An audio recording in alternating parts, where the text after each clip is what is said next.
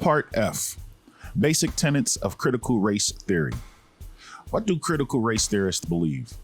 Probably not every writer would subscribe to every tenet set out in this book, but many would agree on the following propositions. First, racism is ordinary, not abnormal, normal science, the usual way society does business, the common, everyday experience of most people of color in this country. Second, most would agree that our system of white over color ascendancy serves important purposes, both psychic and material, for the dominant group. The first feature, ordinariness, means that the racism is difficult to address or cure because it is not acknowledged. Colorblind, or formal conceptions of equality expressed in rules that insist on treatment that is the same across the board, can thus remedy only the most blatant forms of discrimination, such as mortgage redlining or an immigration dragnet in a food processing plant that targets Latino workers, or the refusal to hire a Black PhD rather than a white college dropout, which stand out and attract our attention. The second feature, sometimes called interest convergence or material determinism, adds a further dimension. Because racism advances the interests of both white elites materially and working class whites physically, large segments of society have little incentive to eradicate it. Consider, for example, Derek Bell's shocking proposal discussed in Chapter 2 that Brown versus Board of Education, considered a great triumph for civil rights litigation, may have resulted more from the self-interest of elite whites than from a desire to help blacks. A third theme of critical race theory, the social construction thesis, holds that race and races are products of social thought and relations, not objective, inherent, or fixed. They correspond to no biological or genetic reality, rather races are categories that society invents, manipulates, or retires when convenient. People with common origins share certain physical traits, of course, such as skin color, physique, and hair texture.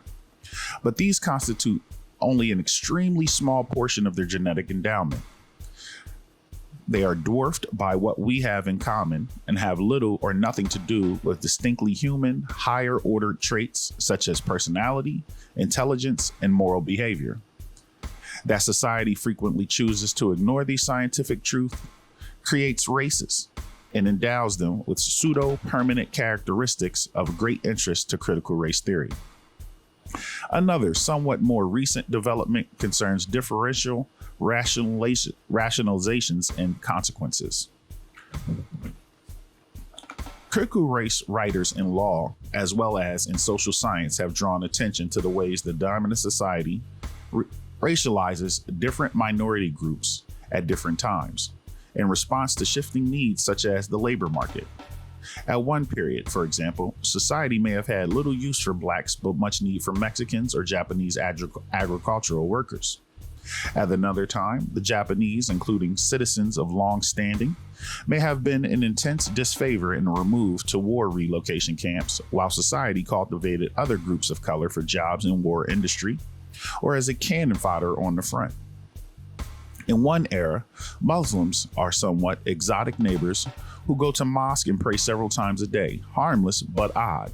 A few years later, they emerge as security threats.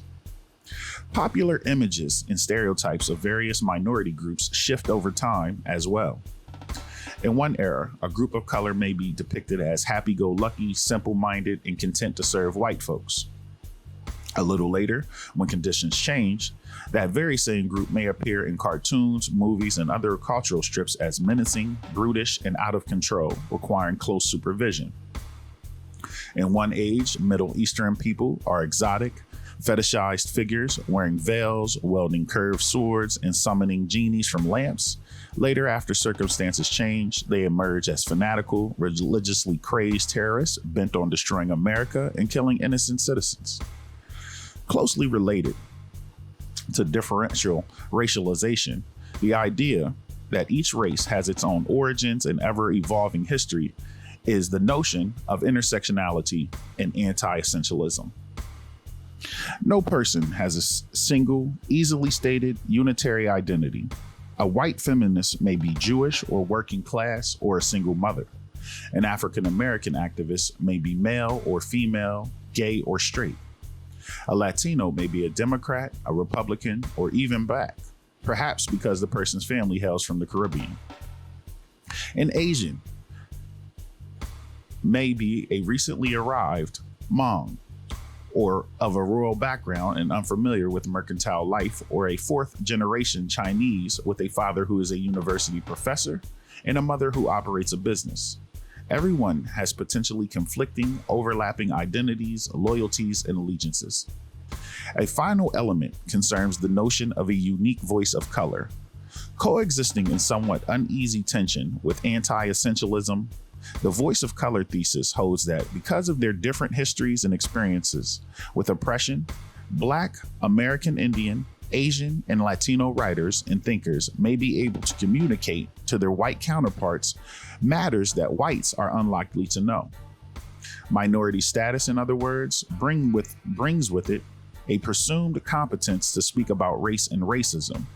The legal storytelling movement urges Blacks and brown writers to recount their experiences with racism and the legal system, and to apply their own unique perspective to assess law's master narrative.